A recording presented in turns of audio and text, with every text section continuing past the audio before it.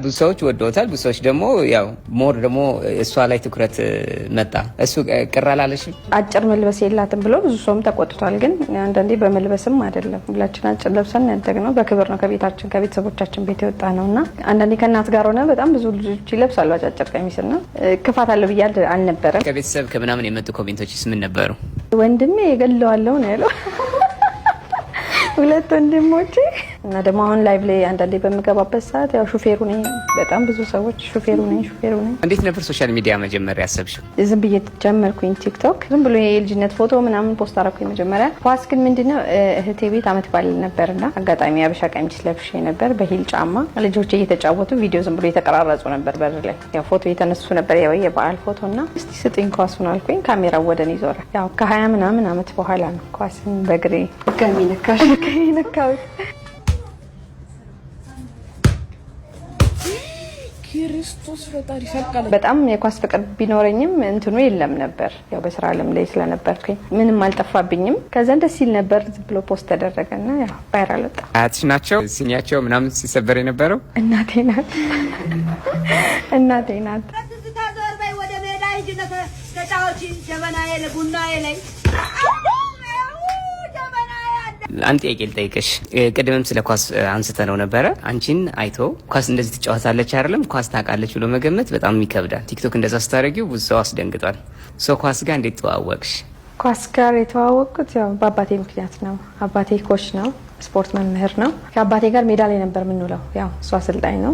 ኳስ ይዤ ከሱ ስር ነበር የምለው። የኳስ ፍቅር የሚገባብኝ ዛኔ ነው። ከአባቴ ጋር ነው ኳስ መጫወት ጀመርኩት። እዛው ሜዳ ላይ እሱ ሌሎችን ሲያሰለጥን ከስር እያልኩኝ ያው ትምህርት ቤት ውስጥ በኳስ ያው ይታወቃል።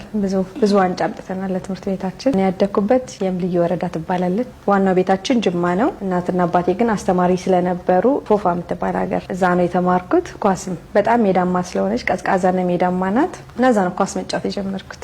ቤት ውስጥ ያኔ እንዴት ነበረ ስራ ስትታዘዥ ታደርጊ የነበረው? ከዛ ኳስ ፍቅርሽም አለ እንዴት ነበረ? እኔ ተወልጄ ያደኩበት ያው ገጠራማ ብትሆንም ቤታችን በጣም ትልቅ ነው፣ ሰፊ ነው። ጓሮ አለ። ጓሮም ራሱ ሜዳ በለው። እዚህ ጋር ስራ እየሰራኝ እዚህ ጋር ኳስ እጫወት ነበር። እናቴንም ረዳለሁ። ስራም ቤት ውስጥ እሰራለሁ፣ ኳስም እጫወታለሁ። ግን ያው ብዙ ጊዜ ይገረፍ ነበር። ወደ ጓዝ ነበር ማደላይ ነበረው። ምንድነው የማደርገው? እንጀራ እየጋገርኩኝ ልክ እንጀራ ያው በእንጨት ነው የሚጋገረው። ቴዘር እዛው ጓሯችን ላይ ቴዘር እንጨት አስተካክዬ ጓደኞቼን ሰብስቤ ቴዘር እየተጫወትኩኝ እያሰፋው እንጀራ እየወጣኝ ቴዘር እየተጫወትኩኝ እነዚህ ሞመንቶች አሳልፋለሁ። በልጅነትሽ የነበረሽ ህልም ምን ነበር? ያው በልጅነት የነበረኝ ህልም አጎቴን ሳየው ስላደኩኝ ያው ነጋዴ መሆን ነው።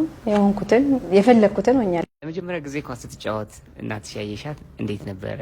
ድሮ እንደምትጫወት ፎቶዎቿ ምናምን እሱንም በአያቴ አማካኝነት አይቼው ነበር። እኔ ስትጫወት አይቻት አላውቅም ነበር። ቲክቶክ ቪዲዮ ላይ ፖስት የተደረገው ቀን ሀበሻ ልብስ ነው የለበሰችው። ሂል ጫማ በጣም ከፍ ያለ አድርጋለች። ሜካፕ አለ፣ ጸጉሯ ምናምን ተሰርታለች። በደንብ በቃ በአለም መስላ ነበር በዛን ሰዓት። አቀብልኝ ያለችው እንደዛ ስትለው ከዛ ቪዲዮ የተቀረጸ ነበር። ኩሻ እየቀረጸ ነበር። ስታንጠባጥም ነው ሁላችንም አፋችንን ከፍተን ያለች የዛን ቀን ነው። ከዛ ትምህርት ቤት ስትሄጂ ምን ገጠመሽ? ኳስ እንደምትጫወት አያውቁም ነበር አይደለ? እስኪ እሱ ሞመንት ንገሪኝ። የደይና እናት እኮ ቲክቶከር ናት። ቫይራል በጣም ወጥቶ ነበር ነው። ቲክቶከር ናት፣ ኳስ ትጫወታለች፣ በጣም ጎበዝ ናት ምናምን። ወይን ታድላ እኛ ጋር ኳስ የሚወዱ ሴቶች አሉ። በቃ ተመችታቸው ወይ እንደዚህ አይነት እናት ያለሽ ለምን አንቺ አትጫወቺም? ስፖርት ክፍለ ጊዜ ስመጣ ምንም በቃ እባላለሁ በጣም እና እናት አይደለችም ታስተናግጠኛለች። ብዙ ነገር ነው የምታደርገው። ኳስ ብቻ አይደለም፣ ተነስታ ልትገለበጥ ትችላለች። ብዙ ነገር ስለምታደርግ ያው የደይና እናት ናት ለማለት ይከብዳቸዋል። መደሰቷን ነው እንጂ የምትፈልገው እዛ ጋር ማን ተናደደ ምናምን ቁጭ ብለህ እያወራሃት ማለት ነው። እንዳልኩ ቅድም ተነስታ ትላለች።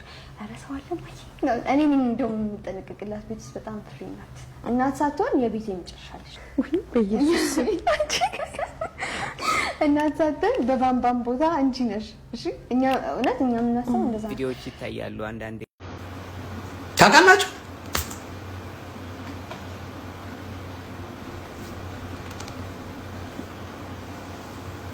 ምንድናት ዩቲ? ወደ ዘር ደግሞ እንሂድ። ምንድና ስትልም ሰምቼ አላውቅም እኔ ዩቲ።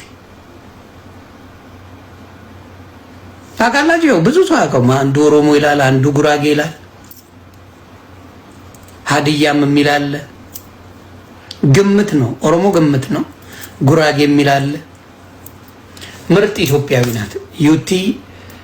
በጣም በጣም በርቺ ጎበዝ ልጅ።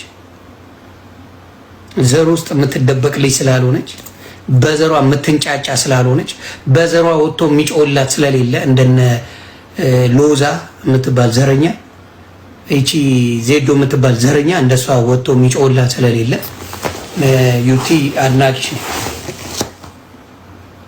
የሚፈራ የለም። ህወሓትን የሚመር ትውልድ የለም።